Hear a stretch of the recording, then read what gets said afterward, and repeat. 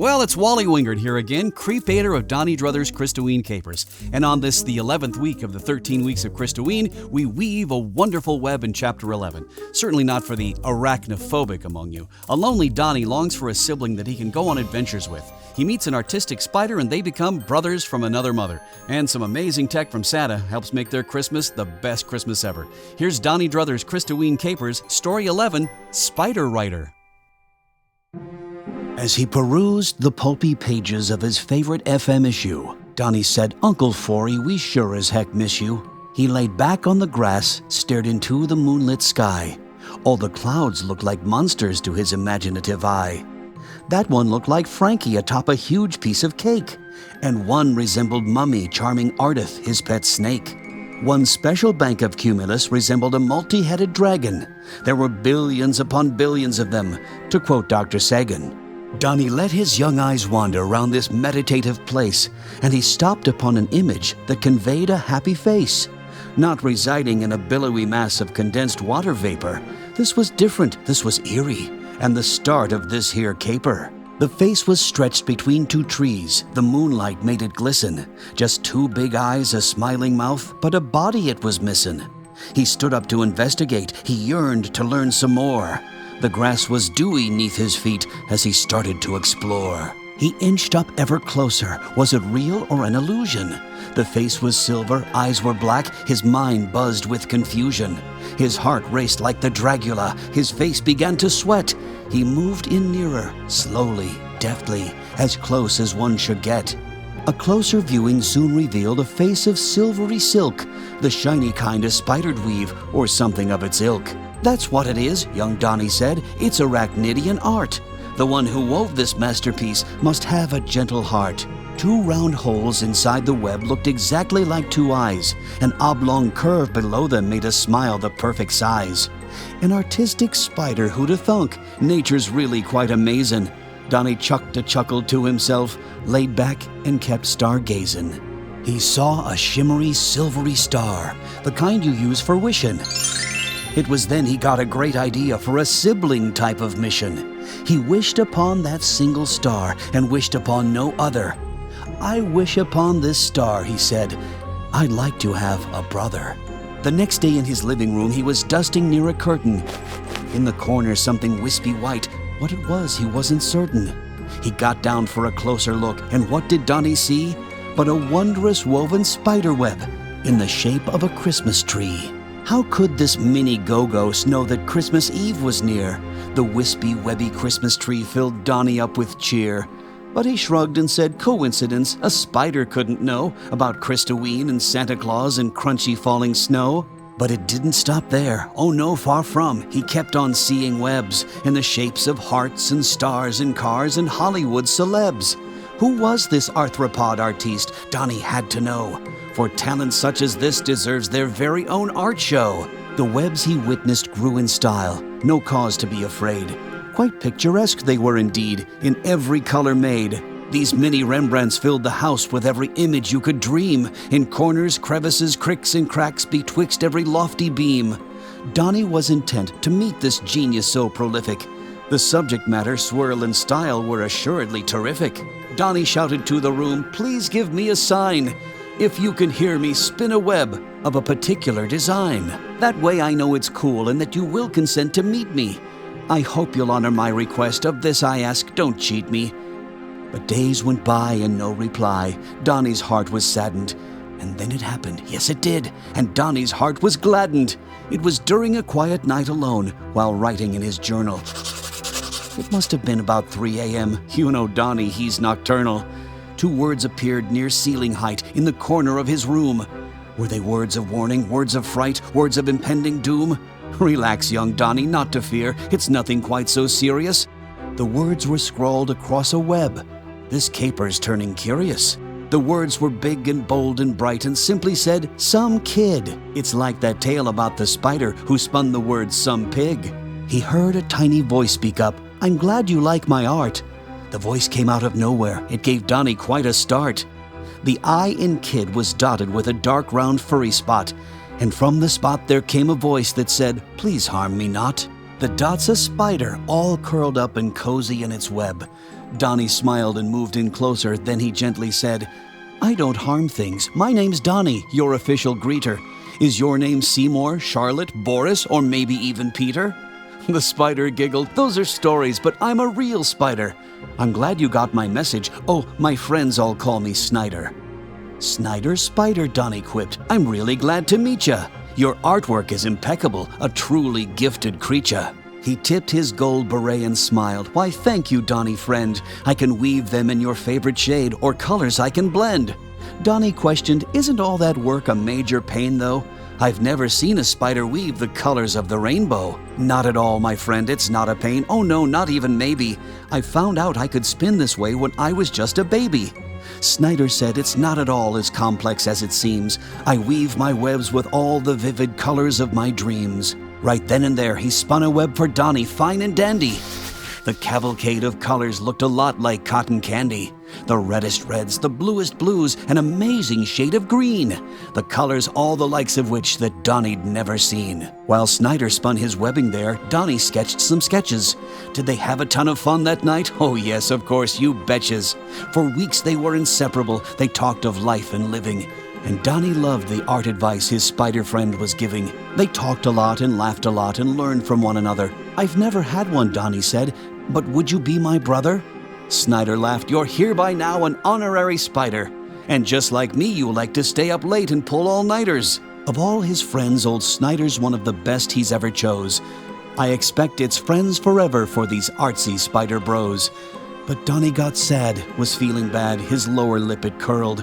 "You're so small, my spider bro. I'll never see your world. You can see mine fine with all your mini spider eyes, but I won't ever see your world unless I miniaturize." The two got quiet for a while. What Donnie said was true. They'll never stand together, and that made both brothers blue. Then Snyder said, "Cheer up, young man. Don't let it eat ya, bud. Let's go outside and we can ride in cars we make from mud. Or get a piece of yellow chalk and draw some monsters on the walk that make the neighbors balk and gawk, or simply sit and softly talk." The two spent hours out each night enjoying fun-filled evenings, and Donnie marveled at each one of Snyder Spider's weavings. It was when he spun a silvery star that Donnie got a clue. It's like that star he wished upon. He knew just what to do. Have I mentioned to you Christoween and Santa Claus's mission? Each Christoween he grants a wish for wishes I've been wishing. As Donnie continued to explain, Snyder's four eyes got wider. What if Donnie asked him to be small, just like his brother Spider? This Santa dude sounds truly cool, but can he do the deed? Snyder questioned, does he have the power he would need? Santa's quite amazing, Donnie said. I'm most sincere. Part wizard, part inventor, and part chemical engineer. Donnie emailed Santa, told the entire story in toto. He also sent along a batch of brilliant color photos of Snyder's brand new masterpiece called The Man of the Cheer. It's a portrait of old Santa Claus with Wolfie the Weird Deer. It didn't take Santa very long to write back and respond. He said, of Snyder's new artwork I'm becoming very fond. It's a perfect likeness, yes indeed. I'm really very flattered. I've never seen a better use of proteinaceous matter. Oh, Santa knows spiders, yes he does. He knows them very well. I know a little secret that I think that I can tell. He's studied spiders' webs a lot and why they're all so sturdy. They can hold a ton of weight, it's true, but they also are quite purty. Their chemical composition code he was finally able to crack to fabricate a marvelous new weight-bearing sack that holds 200 times the toys of his regular bag. It worked out so very well, except for one big snag. A snag indeed. The tacky type had Santa Claus perplexed. The sack's too sticky, gifts get stuck. The problem had him vexed. The gifts go in, they won't come out. The gifts all get adhered to the interior of the sack. It really is quite weird. He can't pull them out as fast as he'd normally prefer, and that's the single issue which destroyed this bag's allure. I haven't been successful using chemical effects. Santa wrote, with Snyder's help, I'll fix this vexing hex. A spider walks its web with ease and never gets stuck to it. Would you please ask Snyder on my behalf, my friend, how do you do it? In Santa's replicator, he can copy creature tissue. If he could get some spider samples, that would solve the issue. Donnie read the email to his brand new spider friend. He said, do you have advice, instruction, help that you could lend? "Of course, my friend," the spider spoke, "with info I'm not greedy. The little hairs upon my legs are called a spider's setae. They keep our legs from gumming to our webs and getting stuck. I'll snip a few to send to Santa. Then with any luck, he'll learn the secret, make a lining for his brand new bag, then hit the trail on Christmas Eve with confidence and swag." That's just what happened, wouldn't you know? Santa had it licked. He made the lining, put in presents, and not one of them sticked. He wrote, "I made it from the info from your arthropod insider. I'm indebted to the Spider Bros, Donnie and Snyder Spider." So Donnie sent an email outlining his request. He said, "Please, Santa, hear me out. I hope I'm not a pest. For this year's Christoween wish, I've a crazy new idea.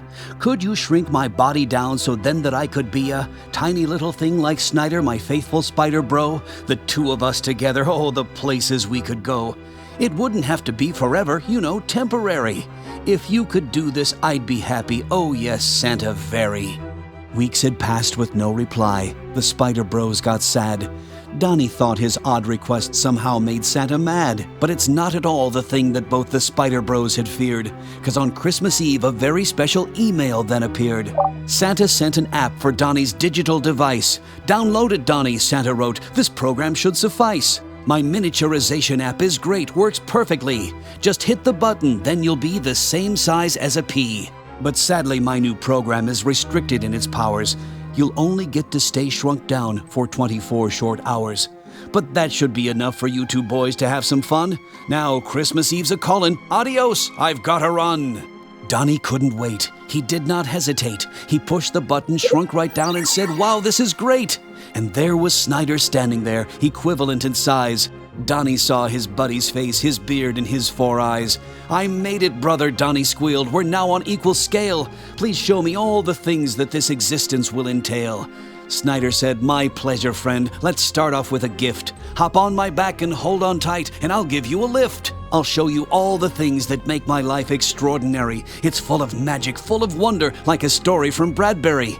Donnie hopped up on his back, grabbed Snyder's hair, held tight. "He'll ride all through Christmas Eve, through Christmas Day and night."